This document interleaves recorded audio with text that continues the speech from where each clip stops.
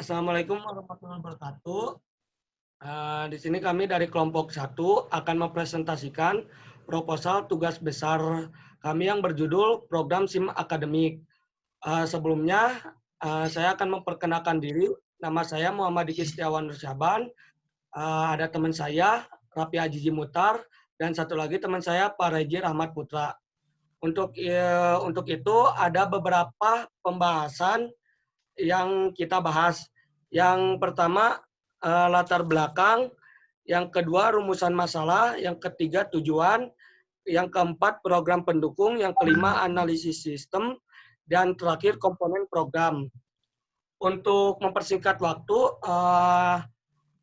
untuk pembahasan pertama akan dibahas oleh Pak Reji. Langsung saja, yang pertama ada latar belakang.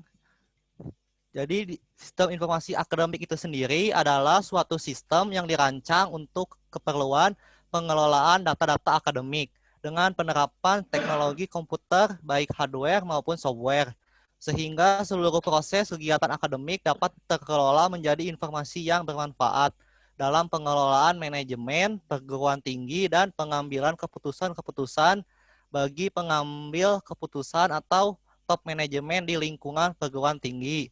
Yang kedua, sistem ini bertujuan untuk mendukung penyelenggaraan pendidikan sehingga perguruan tinggi dapat menyediakan layanan informasi yang lebih baik dan efektif kepada komunitasnya, baik di dalam maupun di luar perguruan tinggi tersebut melalui internet. Berbagai kebutuhan dalam bidang pendidikan maupun peraturan yang melingkupinya sedemikian tinggi, sehingga pengelolaan akademik dalam suatu lembaga pendidikan menjadi pekerjaan yang sangat menguras waktu, tenaga, dan pikiran. Yang selanjutnya yaitu rumusan masalah. Yang pertama, rumusan masalahnya yaitu bagaimana membuat aplikasi yang dapat membantu proses pengelolaan data nilai-nilai. Yang kedua, bagaimana membuat mahasiswa melihat data transaksi pembayaran, data absensi, data transkrip nilai, dan data jadwal ujian-ujian. Yang ketiga, bagaimana mengelola data mahasiswa yang mengambil mata kuliah. Dan yang terakhir, bagaimana memudahkan mengisi KRS online dengan mudah.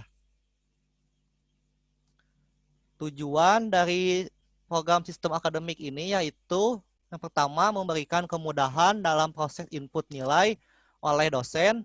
Yang kedua, memberikan kemudahan kepada mahasiswa untuk melihat informasi kuliah. Dan yang terakhir, membantu pengerjaan dengan bantuan software agar mampu mengefektifkan waktu dan menekan biaya operasional. Dan selanjutnya program pendukung akan dijelaskan oleh rekan saya Raffi Ajiji. Baik, kalau begitu yang pertama di program pendukung ini yaitu Java. Java ini merupakan sebuah codingan dari Precal. Yang kedua ada XAMPP, SAM atau yang biasa kita gunakan untuk database. Yang ketiga NetBeans sebagai IDE. Dan yang keempat Photoshop sebagai desain sebuah GUI. Yang kelima Android Studio karena ini merupakan opsional untuk kiranya nanti program ini dijalankan di Android.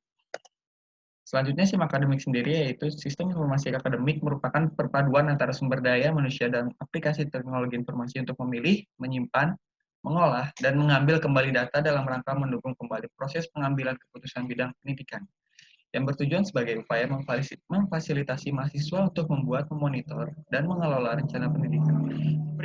Prinsip sistem akademik sendiri yaitu mengelola SIM yang memadai untuk mendukung administrasi pendidikan yang efektif, efisien, dan akuntabel. Yang kedua, menyediakan fasilitas informasi yang efektif, efisien, dan mudah diakses. Yang ketiga, menugaskan seorang dosen atau tenaga kependidikan untuk melayani permintaan informasi maupun pemberian informasi atau pengaduan dari masyarakat berkaitan dengan pengelolaan perguruan tinggi baik secara lisan maupun tertulis dan semuanya direkam dan didokumentasikan dan melapor data informasi akademik yang telah terdokumentasi kepada Dikti. Selanjutnya, komponen program ini terdiri dari menu login sebagai isinya username dan password sesuai tingkat level usernya. Yang kedua, menu mahasiswa yang berisikan histori pembayaran, informasi mahasiswa tersebut sendiri, nilai data nilai, dan KRS. Untuk menu dosen sendiri yaitu input nilai suatu mahasiswa, dan mengelola suatu mata kuliah. Yang ketiga, menu pegawai tata usaha. Yang keempat, itu menu pegawai tata usaha. Menu pegawai tata usaha sendiri yaitu mengelola administrasi dan kebutuhan mahasiswa maupun dosen itu sendiri. Mungkin itu saja, ada pertanyaan sebelumnya. Jikalau tidak ada, langsung dilanjut oleh Nyonya sebagai penutup.